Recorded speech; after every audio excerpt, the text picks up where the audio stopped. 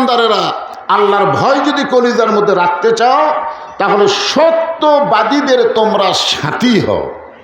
এই সত্যবাদী বলতে আপনারা কাদেরকে বুঝতেছেন? যারা মানুষের আইন প্রতিষ্ঠা করতে চায়, না যারা আল্লাহর কোরআনের আইন প্রতিষ্ঠা করতে চায়? এই দুই দলের মধ্যে কোন দলকে সত্যবাদী মনে হয়?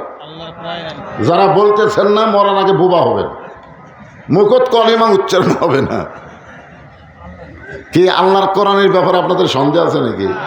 তাহলে আয়াতটা তেলাওয়াত করি, আর কোনো টেনশন নেই।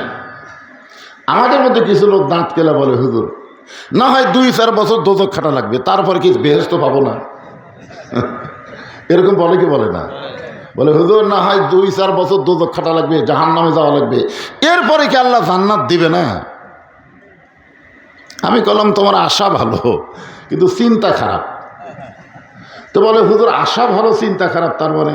আমি বললাম তুমি জান্নাত পাওয়ার আশা করতেছো, আশা ভালো, কিন্তু এই যে চিন্তা করলে 2-4 বছর, 20 বছর জেল হয়েছে। এখন লোকটা কাস্টডিতে দাঁড়িয়ে কাঁদতেছে আর বলতেছে হাকিমকে, স্যার এই 20টা বছর আমি একলা একলা কেমনে থাকবো? বাড়িতে আমার বউ সওয়াল আছে, আমি একটু তাদের সঙ্গে থাকতে চাই, আমার এই জেল কি মাফ করা যায় না?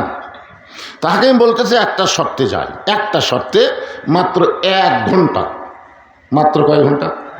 1 ঘন্টা জ্বলন্ত। যখন কোনো ভালো কাজ হয়, এ কাজ বান্দাবান্দি করে না, বরং আল্লাহ করায়। আপনার বলেন তো এই মাহফিলে বসাটা ভালো কাজ না খারাপ কাজ? তাহলে এই কাজ কে করালেন? যে আল্লাহ তাআলা অত্যন্ত দয়া করে মেহেরবানি করে এই জান্নাতের বাগানে আপনাদেরকে কবুল করেছেন। আমি আমার অন্তরের অন্তঃস্থল থেকে আপনাদের সবাইকে শুভেচ্ছা জ্ঞাপন করছি। সম্মানিত মা বোনেরা, পর্দার অন্তরালে বসে বসে যারা আলোচনা শুনতেছেন, তাদেরকে শ্রদ্ধা জ্ঞাপন করে দীর্ঘ 1 বছর পরে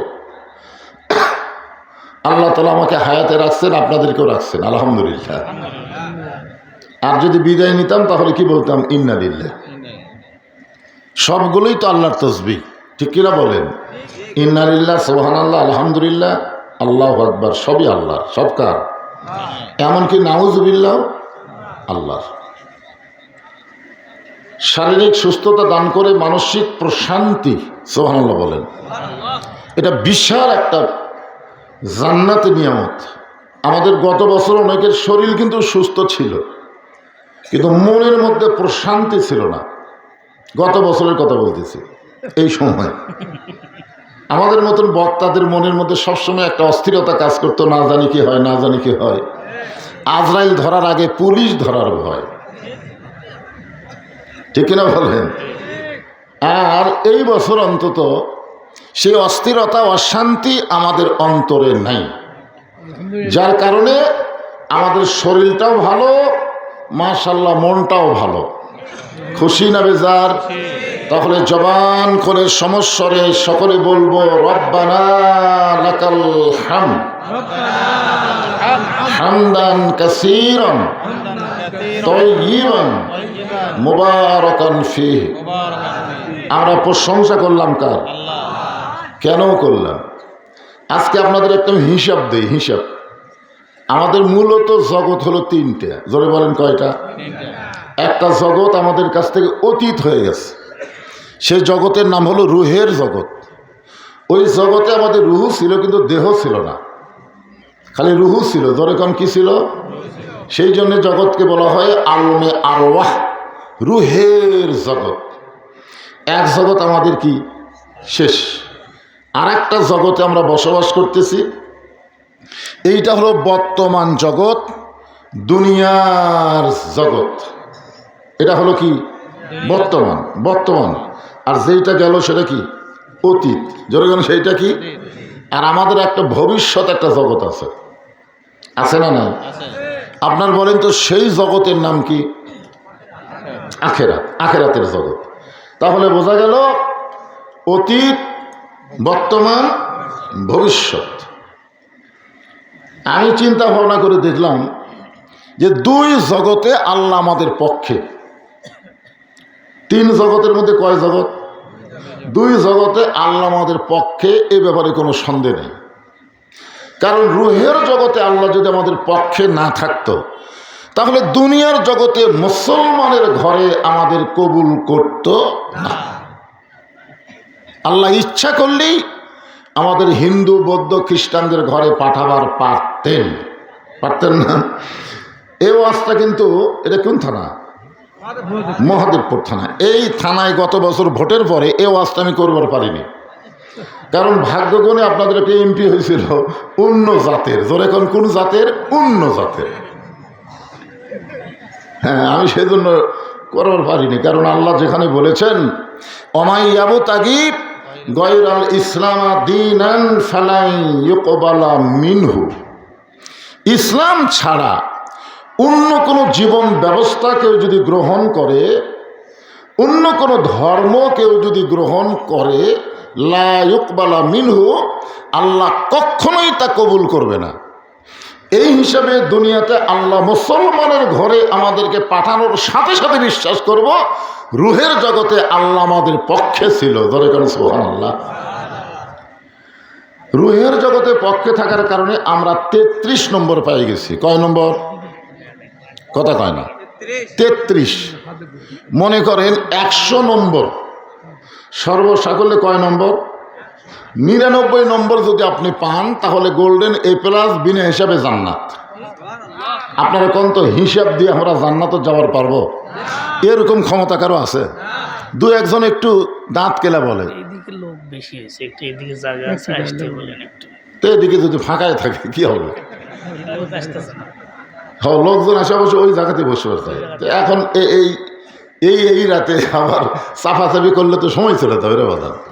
দেখেন যারা নতুন আসতেছেন এই সাইডে আসেন, আর ওই দিক দিয়ে একটু রাস্তা করে দেন, আর আল্লাহর রাস্তায় আপনার একটু চেপেই বসেন। কি করবেন? হ্যাঁ, যদি কারোর সামনে ফাঁকা থাকে ফাঁকের মধ্যে শয়তানকে বসতে না দিয়ে আপনি নিজেই বসেন, কারণ কোরআনের সবচাইতে বড় শত্রু হলো শয়তান। যেরকম কথা ঠিক কিনা? আমরা যখনই বলি আল কোরআনের আলো সব জায়গায় জালো, তখন যারা শয়তানের দল করে তাদের কলিজার মধ্যে খালি ইসফিস করে, কে রে এই ওয়াজ কেন করতেছে? এই জন্য আমাদের ফাঁকের মধ্যে শয়তান ঢুকুক চাই, এজন্য ইচ্ছা করে ইনশাল্লাহ জমে বসবে।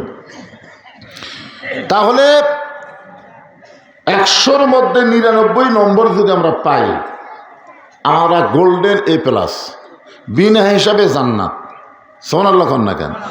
তার মধ্যে 33 আমরা পাচ্ছি, মানে অতীত জগতের 33 আমরা পেয়ে গেছি, দুনিয়ার জগতের 33 আমাদের পাওয়ার পথে, আর আখিরাতের জগতের 33 আমরা চাই। 99 পাইলেই বিনা হিসেবে জান্নাত, আর কোনো টেনশন নেই। আমাদের মধ্যে কিছু লোক দাঁত কেলা বলে, হুজুর না হয় 2-4 বছর দোজখ খাটা লাগবে, তারপরে কি বেহেশত পাবো না? এরকম বলে কি বলে না? বলে হুজুর না হয় 2-4 বছর দোজখ খাটা লাগবে, জাহান্নামে যাওয়া লাগবে, এরপরে কি আল্লাহ জান্নাত দিবে না? আমি বললাম তোমার আশা ভালো কিন্তু চিন্তা খারাপ। তো বলে হুজুর আশা ভালো চিন্তা খারাপ, তার মানে? আমি বললাম তুমি জান্নাত পাওয়ার আশা করতেছো, আশা ভালো, কিন্তু এই যে চিন্তা করলে 2-4 বছর 20 বছর জেল হয়েছে। এখন লোকটা কাস্টডিতে দাঁড়িয়ে কাঁদতেছে আর বলতেছে হাকিমকে, স্যার এই 20টা বছর আমি একলা কেমনে থাকবো? বাড়িতে আমার বউ সওয়াল আছে, আমি একটু তাদের সঙ্গে থাকতে চাই, আমার এই জেল কি মাফ করা যায় না? তা হাকিম বলতেছে একটা শর্তে যায়, একটা শর্তে, মাত্র 1 ঘন্টা। মাত্র কয় ঘন্টা? 1 ঘন্টা জ্বলন্ত আগুনের চুলার মধ্যে তুমি হাত দিয়ে থাকবে, তোমার 20 বছর জেল মাফ। আসামি বলতেছে 1 ঘন্টা। হাকিম কি কয়? মাত্র 1 ঘন্টা। আর আসামি টানে 4 এলেপ টান দিয়ে বলতেছে 1 ঘন্টা। আচ্ছা ঠিক আছে, 1 ঘন্টা লাগবে না, 8 ঘন্টা আগুনে হাত দিয়ে থাকবা, তোমার 20 বছর জেল মাফ করে দেওয়া হবে। আসামি বলে না স্যার 8 ঘন্টা। আরে পাগলা, 8 ঘন্টাও লাগবে না, মাত্র 5 মিনিট আগুনে হাত দিয়ে থাকবি, তোর 20 বছর জেল মাফ। লোকটা বলবে দরকার নাই, 20 বছর জেলই যাই। তার মানে বোঝা গেল দুনিয়ার আগুনে 5 মিনিট হাত দিয়ে থাকার মতন পাওয়ার আপনার নাই, আর জাহান্নামের আগুনে 2-4 বছর আপনি থাকবেন, এটা কোনো সুস্থ মস্কের কথা না, এটা হলো পাগল কথা। জোরে কোন কথা ঠিক কিনা? আপনি বলেন তো দুনিয়ার আগুন আর জাহান্নামের আগুন কি এক? জাহান্নামের আগুনকে 70 বার পানিতে চুবড়ানোর পরে ওর পাওয়ার কমায়া কমায়া কমায়া এই দুনিয়াতে দিছে। আর সে আগুনে 5 মিনিট যদি আপনি থাকতে না পারেন, তাহলে 2-4 বছর জাহান্নামে আপনি কেমনে থাকবেন? এই জন্য আজকের আলোচনা হবে 99 নম্বর পেয়ে আমরা বিনা হিসাবে জান্নাতে যাব। আল্লাহ যেন কবুল করে, জোরে কোন আমিন। তার মধ্যে 33-এর ওয়াজ শেষ। 33 আমরা পেয়ে গেছি, কারণ ওই জগৎ আর নাই তো, ওটা অতীত হয়ে গেছে। ওখানে আমরা 33 কেমনে পাইলাম? কারণ মুসলমানের ঘরে জন্ম নেওয়ার সাথে সাথে আমরা বিশ্বাস করব আল্লাহ আমাদের পক্ষে, যার কারণে অন্য কোনো ধর্মে না পাঠায় আল্লাহর মনোনীত পছন্দনীয় ইন্নাদ্দীনা ইনদাল্লাহিল ইসলামে আল্লাহ আমাদের কবুল করেছে। খুশি না বেজার? আলহামদুলিল্লাহ। দুনিয়ার জগতে আমরা 33 পাওয়ার পিছনে কারণ হলো এমন একটা ধর্মের মধ্যে আল্লাহ আমাদের কবুল করলেন, যেই ধর্ম সম্পর্কে আল্লাহ বলেছেন, কি বলেছেন? ইন্নাদ্দীনা ইনদাল্লাহিল ইসলাম। আমার মনোনীত জীবন ব্যবস্থার নাম কি? আরো জোরে বলেন। আল্লাহর মনোনীত। কিন্তু আপনাদের কেমন লাগতেছে? ইসলাম ভালো লাগে?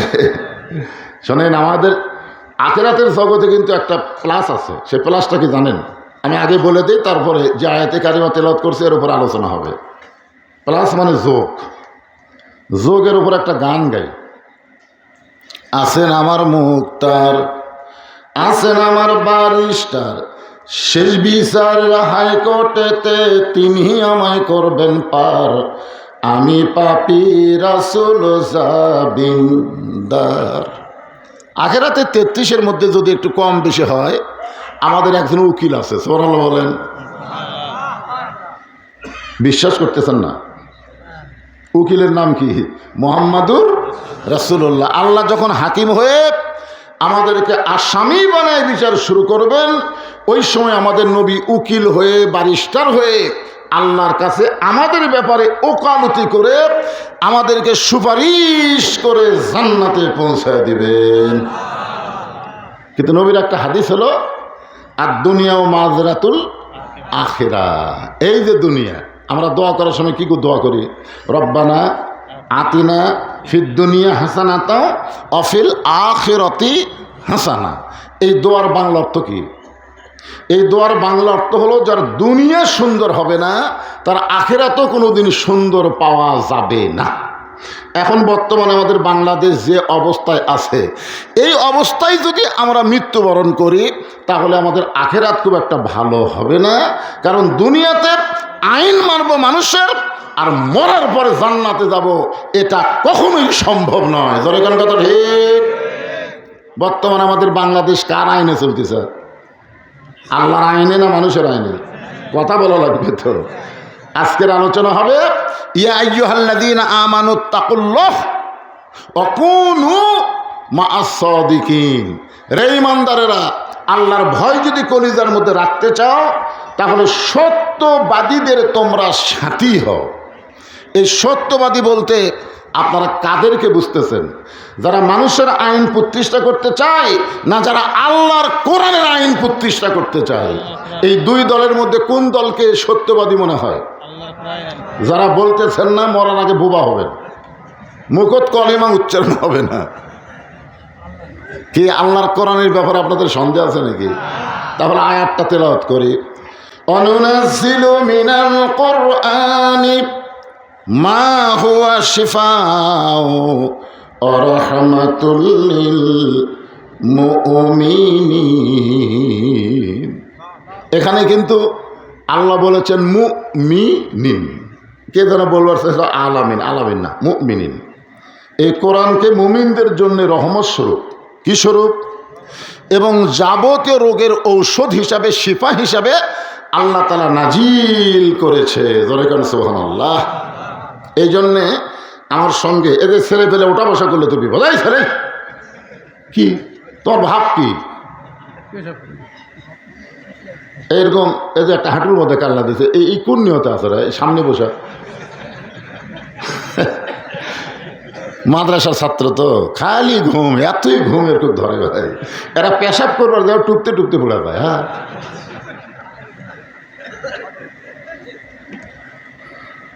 এই আয়াতের একটা স্লোগান দিয়েই আলোচনা শুরু হবে, কারণ সামনে আসছে শুভ দিন, চিন্তা ভাবনা করে নিন। আপনাদের দোয়ায় গোটা বাংলাদেশ ঘুরতেছি, কোরআনের একটা আভাস পাওয়া যাচ্ছে। ধরে কোন কথা ঠিক কিনা? একেবারে খাঁটি কথা। এই জন্যে অকুনো মাস সদিকির ওপরে আজকে ওয়াজ শোনাই লাগবে। রাজি আছেন সবাই তো ইনশাল্লাহ? দুনিয়াতে থাকতে পারবো না ভাইজান, তিনটা জগতের মধ্যে বর্তমানে বসবাস করতেছি। আমার হুজুর তো মনে করেন তার অবস্থা কি, আর আমি তার ছাত্র, আমি এইরকম হয়েছি। তার মানে আমরা যাওয়ার জন্য রেডি হয়ে আছি। জোরে কোন কথা ঠিক কিনা? তো কি নিয়ে যাব? আখেরাতের আবাদ তো দুনিয়াতেই করা লাগবে। আতিনা ফির দুনিয়া হাসানা অফির আখেরাতি হাসানা। এই জন্য একটা স্লোগান দেবেন সবাই। আমি যেই বলবো সব সমস্যার সমাধান আপনার বলবেন দিতে পারে আল কোরআন। মনে করবেন না যে কোরআন খালি গরিবের ছেলেদের হাফেজ হওয়ার পরে মাথায় পাগড়ি দেওয়ার জন্যে বাংলাদেশে আল্লাহ কোরআন দিয়েছে। আর কোরআনের মাদ্রাসা খালি ছায়া চিন্তা চলান লাগবে, আর প্রাইমারি সরকারের খরচে চলবে, এইটার বেশি দিন থাকবে না। আগামীতে প্রাইমারি ভাঙ্গার সমস্ত হাফেজি মাদ্রাসা শিক্ষা দেওয়া হবে। জোরে কোন কথা ঠিক কিনা? কারণ রাসূল বলেছেন খায়রুকুম মান তাআল্লামাল কোরআনা ওয়া আল্লামা। আমরা নবীকে যদি নবী হিসাবে বিশ্বাস করি, শুধু নবী হিসাবে বিশ্বাস করলে হবে না, নবীকে নেতা হিসাবে গ্রহণ করা লাগবে। ধরে কোন কথা ঠিক? মসজিদের ইমামকে খালি ইমাম হিসাবে মানলে হবে না, সমাজের নেতা হিসাবে তাকে সম্মান করা লাগবে। গলা খাঁকারে দেন, কি বলবেন? আমি যেই বলবো সব সমস্যার সমাধান আপনার বলবেন দিতে পারে আল কোরআন। সব সমস্যার সমাধান মাশাআল্লাহ, সুবহানাল্লাহ, আশা করা যায়। এখন আসেন, এই কোরআনটা আসলে কি? গত বছর আমি আপনাকে দেখাইছি, মনে আছে আপনাদের? এই কোরআনটা আসলে কি আমি কিন্তু গত বছর আপনাদেরকে দেখাইছি কোরআনটা কি। কোরআন শুধুমাত্র মুখস্থ রাখার জন্য, হাফেজ হওয়ার জন্য, ইমামতি করার জন্য আল্লাহ দেয়নি। আপনাদের স্লোগান দিলেন সব সমস্যার সমাধান দিতে পারে আল কোরআন। আলহামদুলিল্লাহ। এখানে আল্লাহ বলতেছে যারা আমাকে বিশ্বাস স্থাপন করেছ, আত্তাকুল্লাহ, তোমরা যদি আল্লাহর ভয়, কার ভয়? জোরে বলেন, কার ভয়? এটা কি মাঝে মাঝে না সব সময়? বাংলাদেশে সব সময় আল্লাহর ভয় হয় না। 2000 টাকার জুতা নিয়ে যখন জোহরের নামাজ আপনি মহাদেবপুর কেন্দ্রীয় মসজিদে পড়বেন, তখন দরজার যায় জুতার দিকে তাকে প্রথম কার ভয় হবে? একটু অরিজিনাল কথা বলা লাগবে, যেটা সত্য বলবো আর কি। তাহলে চোরের ভয় আপনি জুতা কি করলেন? হাতত নিলেন, তাই না? জুতা কার ভয় নিলেন? এ জোরে কন, কার ভয়? এরপরে যখন আপনি জুতা হাতে নিয়ে মসজিদের মধ্যে ঢুকতেছেন, তখন কার ভয়? তখনকার চোরের ভয় আছে, কারণ চোর তো সাবধান, হাতের জুতা লিয়েই দিছি। এখন আল্লাহ মাফতাহালি আবহাওয়া রহমাতিক। তো আপনার দুই কান্দে দুটা ফেরেশতা আছে না? এই দুই কান্দের ফেরেশতা বলতেছে আল্লাহ আমরা কি লিখবো, কারণ ডান কান্দের ফেরেশতা যেটা লিখবে ওটা হলো জান্নাতের, আর বাম কান্দের ফেরেশতা যেটা লিখবে ওটা হলো জাহান্নামের। জোরে কোন কথা ঠিক কিনা? তখন আল্লাহ বলতেছে কি লিখবি? কারণ প্রথম করলো চোরের ভয়, তারপরে করলো আল্লাহর ভয়। চোরের ভয়, আল্লাহর ভয় একই কলিজার মধ্যে যদি রয়, তার কোনোদিন আত্তাকুল্লাহ ডিগ্রি অর্জন হয় না। এখন কি করবেন? এখন যদি আপনি চোরের ভয় থেকে বাঁচতে চান, তাহলে বর্তমান বাংলাদেশের আইন দেওয়া হবে না, কারণ বাংলাদেশের আইনে সব দেশের সম্পদ চুরি করে বিদেশে পাচার করছে। জনগণ কথা ঠিক কিনা? এখন আমাদেরকে সমস্যার সমাধান নিতে গেলে এ কোরআনের কাছে আসা লাগবে।